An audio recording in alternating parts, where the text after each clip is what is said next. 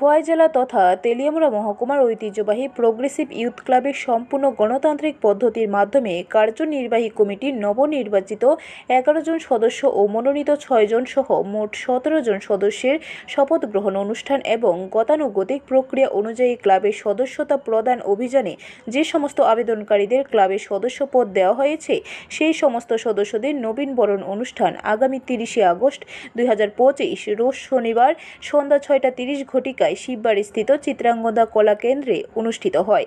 অনুষ্ঠানে উপস্থিত ছিলেন ত্রিপুরা বিধানসভার মুখ্য সচেতক কল্যাণী সাহা রায়, খোয়াই জেলার জেলা সহ সভাধিপতি সত্যেন্দ্র চন্দ্র দাস, তেলিয়ামুড়া পুর পরিষদের চেয়ারম্যান রূপক সরকার, ভাইস চেয়ারম্যান মধুসূদন রায় সহ অন্যান্যরা। তারা আজকে এই জায়গায় কেন এই জায়গায় এই কারণে এই বিশ্বাসটা এই আস্থাটা তারা অর্জন করতে পেরেছে যে এই পদের প্রতি জাস্টিস তারা করতে পারবে।